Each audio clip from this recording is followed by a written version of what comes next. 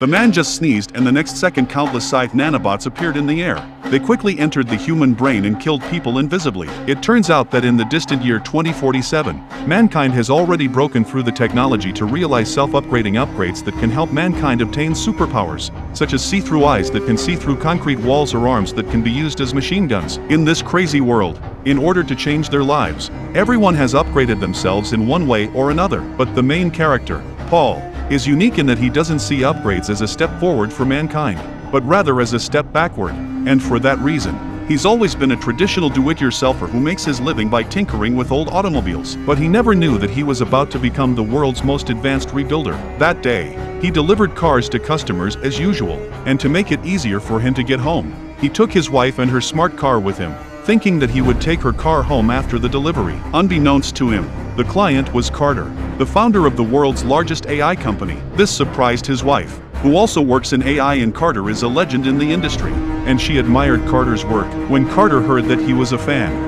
he didn't mince words and immediately showed them his latest development, a cross-generation chip that could do anything and drive anything. But Paul mocked that this thing will only make more people unemployed, not knowing that he himself will be the first to use the chip. On the way home, the smart car makes a mistake and takes them down a narrow road. The two men immediately slammed on the brakes, but it didn't work. Instead of stopping, the car accelerated into a roadblock, and the next second they were on their backs with the car. That's not the point. The point is that just then a group of unfriendly and mysterious people suddenly appeared and roughly dragged Paul and his wife out of the car, thinking they were robbers. Paul said his wallet was in the car and begged them to leave his wife alone. But these men were not interested in money. They shot his wife dead and then shot Paul in the back of the head. Fortunately, Paul did not die after the rescue. He survived, but unfortunately he was quadriplegic and has been confined to a wheelchair since then, which made him despair for a while. Now the only thing that keeps him alive is to avenge his wife's death. So he went to the police accompanied by his mother to follow up on the results of the investigation, but the results were not satisfactory. The agents said they only had a list of suspects at the time. The suspects used technology to avoid facial recognition on the patrol drones, leaving them with no concrete evidence to arrest them. Paul was once again in despair. He thought he could avenge his wife's death, but now the police said there was nothing they could do. He had no choice but to give up on himself. Back at home, he kept asking the robot to inject him with tranquilizers to calm him down, but the robot detected an overdose and called an ambulance to take him to the hospital. In the midst of this despair, Carter suddenly approached him and said that he could help him and that they were now experimenting with microchip and biofusion technology and wanted Paul to volunteer for their experiments. Of course, at first, Paul refused. After all, he had been against this kind of technology all his life, but thinking about his wife's tragic death, he still joined the experiment. After all, this is the only way to avenge his wife's death. One second the man was quadriplegic and couldn't take care of himself. The next, he was alive and kicking. It turns out that just now he had a human upgrade. Surgery scientists installed a liquid intelligence chip in his spine. Within a few days his originally paralyzed hands suddenly moved, and even his feet, which had been insensible for years,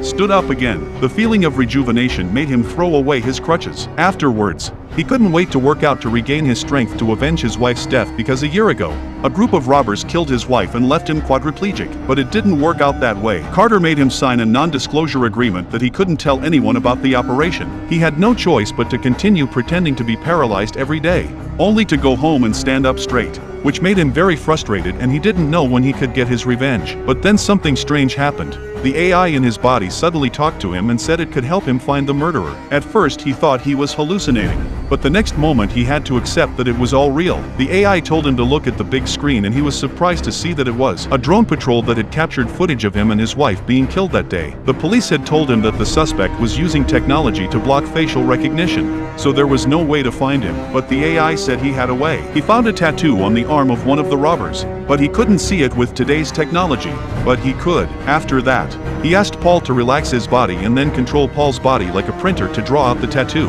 The AI then asked Paul to place the tattoo in front of his eyes and recognized the tattoo's content in minutes. It's a military tattoo. The suspect was a Navy SEAL. It has his blood type, home address, and other information. When Paul saw this, he was instantly upset and decided to take the proper steps to arrest the suspect. But the AI stopped him because they didn't have any evidence. Paul said that the tattoo was the evidence, but the problem is that human technology cannot be recognized. Plus, he signed a non-disclosure agreement, cannot disclose the chip, so he cannot report to the police. So what to do?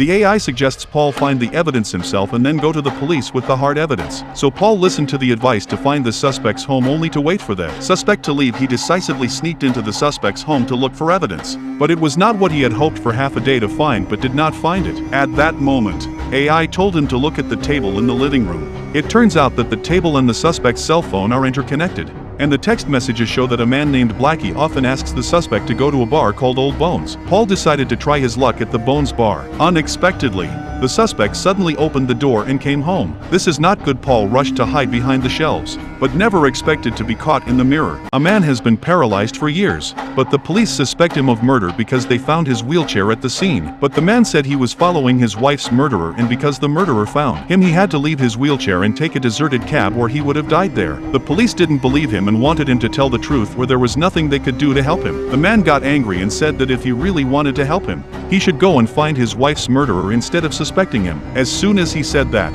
the man threw the police out of his house. But as soon as the police left, the man suddenly sat up from his bed. It turns out that in order to avenge his wife's death, the man has installed an AI inside his body, and with the help of the AI, he has recovered as before. And this scene was just seen by Mom. Mom asked the man what the hell is going on. The man did not do much to explain. Just put on. The guy said he was going to go out to find his wife's murderer. Unbeknownst to him, the police had just put a bug in his coat pocket, and the police had heard everything. When the man drove away, the police immediately followed him, ready to catch Paul in the act. But the next second the wiretap was found by Paul. Paul realized the bad, immediately threw away the wiretap and then accelerated the gas pedal, decisively run away. The police were not weak and turned on their sirens to chase after him. But it was all in vain because Paul had the most advanced AI intelligence in his body. The next second AI saw a smart car in front of the opportunity not to be delayed. AI decisively controlled the smart car. Control smart car full speed backward, waiting for the right time.